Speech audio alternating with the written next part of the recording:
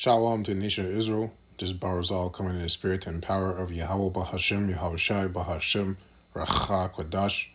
Double honors to the apostles of the Great Millstone and to the hopeful light pusher his word and truth and sincerity across the four corners of the earth. This one's going to be titled The M.A.R.K. Alright. Hopefully it doesn't get taken down. So I'm going to play this video. I'm just going to let the video play and you're going to hear... Or I can call it stumbling blocks. I could call it that too, because this is, yeah. I haven't heard this one before. This is a new one. The elder sent it to me. Okay, so I'm just going to let it play, and you're going to just listen to what this woman is saying. Don't take in what she's saying, just listen to what she's saying and seeing how it doesn't make any sense. 666 is not the mark of the beast. 666 is the number of the beast as shown in Revelation chapter 13 and verse 18. The mark of the papal beast is identified. So, okay, before I continue playing, Sherry started saying that the 3 6s is not the M.O.T.B. Even though in the Bible it says that's the M.O.T.B. Right? That's the number of the name, right? So that's a number of the name. That's what people don't understand. You have to read the words properly. It's the number of the name, right? And if you go into the name, right, well, you know, you can read that for yourself. But anyways, let's continue. Identified by the beast itself as Sunday, and Sunday is exalted to replace God's seventh-day Sabbath. Let me just rewind this because, yeah. 666 is not the mark of the beast. 666 is the number of the beast as shown in Revelation chapter 13 and verse 18. The mark of the papal beast is identified by the beast itself as Sunday, and Sunday is exalted to replace God. Like, how did she get that? Where did that come from? Where did that come from? Like, where... You know what I mean? Like, where did you get that? Where did that come from? Oh, man. God's seventh-day Sabbath. In the Catholic records of London, Ontario, Canada, in 1923, the Catholic Church declared that Sunday is their mark of authority. They further stated that So, does this mark of authority that she's referring to, does that stop you from buying and selling? Are you going to be killed if you don't follow this this rule? Oh, man. Church is above the Bible, and the transference of Sabbath observance is proof of this fact. God's sign or mark of his authority is the seventh-day Sabbath, as shown in Ezekiel chapter 20, verses 12 and 20, and Exodus chapter 20 from verse 8 to 11.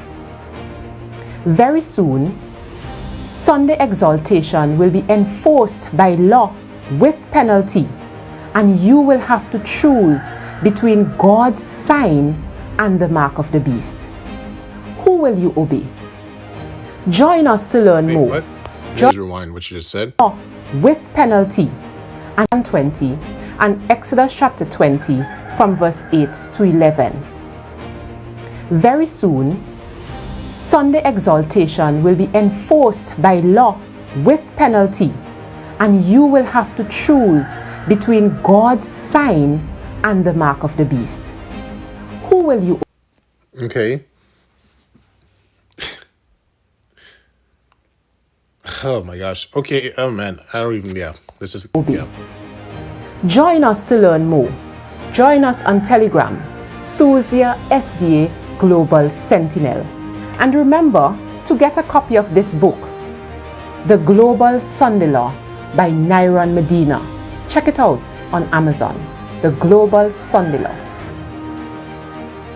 Look, I'm not saying that that law that she's talking about is not real, but it's just that has nothing to do with with the scriptures. Anyways, let's just start off. Okay, 1 Corinthians 14:34. You know what? Let me see if there is. Yeah, okay, that's right there. First Corinthians 14 and 33. For Yahweh is not the author of confusion, but of peace, as in all churches of the saints. So first of all, she was just confusing as fuck. What the fuck was she talking about? Okay? I never heard that. That's a new doctrine. I never heard that one. But what is she talking about? That is there's so much confusion there. I'm not even gonna go into that. Just watch the video. Oh my goodness. Right? She said that I can't even say the words because it might take the video down. So, but she was completely confused. Okay. And then verse 34, let your women keep silence in the churches, for it is not permitted unto them to speak, but they are commanded to be under obedience, as also saith the law. Right? So she's not even supposed to be talking really and teaching. She's not supposed to be teaching. Right? She's not supposed to be doing that. She wasn't it wasn't given to her to do that. It was, right? The law, statute, commandments specifically talk about that. Usurp. So 1 Timothy 2 and 11. Let the woman learn in silence with all subjection. But I suffer not a woman to teach, nor to usurp authority over the man, but to be in silence. Okay? And then verse 13. For Adam was first formed, then Eve. So Adam was formed first. So this goes into another topic. You can go talk about feminism. But if women were really supposed to be at the same level, let's say 50-50 partners, right? Like, because that's what they talk about in feminism, then Adam and Eve would have been formed at the same time. That would have meant that they were equal, right? But they're not. Adam was formed first and then the woman. So the reason why I read that is because she is not supposed to be speaking. The Most High did not give her the knowledge, wisdom, and understanding. Okay? Clearly he didn't. Because she's even you know what? There's even more. Let me see. Let's see if I can find it. Adding. Oh. See if I can find it. I think you spell adding different. Add. You know it's up here.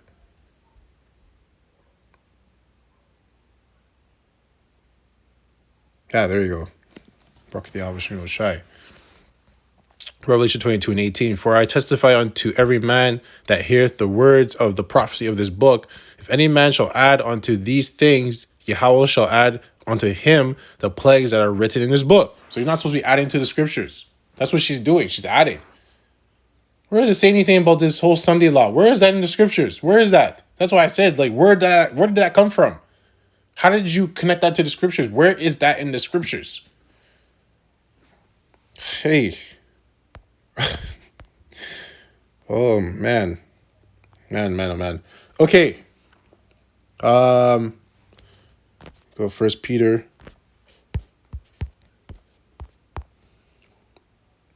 That was a new one. The elder sent that to me. I've never seen that one before. That's new. Okay, 1 Peter 2 and 7. Unto you, therefore, which believe he is precious, talking about Yahweh Shai, but unto them which be disobedient, so the elect and the multitude believe Yahweh Shai is precious, right? They believe he's the Son of the Most High. They believe he's the Savior, okay? But the ones that don't believe in him are just being disobedient, okay? But unto them which be disobedient, the stone which the builders disallowed, right? So people didn't allow Yahweh Shai, right? And that happened back when he was on the earth. Well, now that he's not here, it's the same thing. Because remember, Yahweh Shai is the Word. He's also referred to as the Word, the Comforter, which is the Scriptures. So when you're not allowing the Scriptures to be read the way it's supposed to be read, be taught the way it's supposed to be taught, and you're taking things out, and basically, as soon as you start taking things out, you're disallowing Yahweh Shai. Okay? The same is made the head of the corner, and a stone of stumbling, and a rock of offense, even to them which stumble at the word, being disobedient, whereunto also they were appointed, right? So she's being disobedient, right? Because she's taking away from the scriptures and adding to the scriptures. But the whole joke is that the Most High made her like that, right? That's why he said, whereunto also they were appointed. So they're appointed in that position to be a stumbling block to other people. So other people are going to see her video and they're like, oh yeah, that makes sense. That makes sense. Right? She was set up to be a stumbling block. Right? And to take the people that the Most High does not want. Right? The 2/3. The other nations. Right? That's why these stumbling blocks exist. That's why these other doctrines exist. Outside of Israel and within Israel. Okay?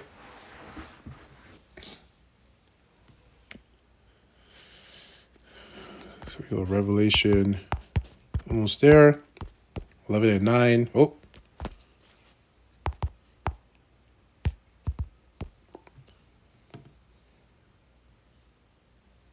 No, that's not the one. Oh, sorry.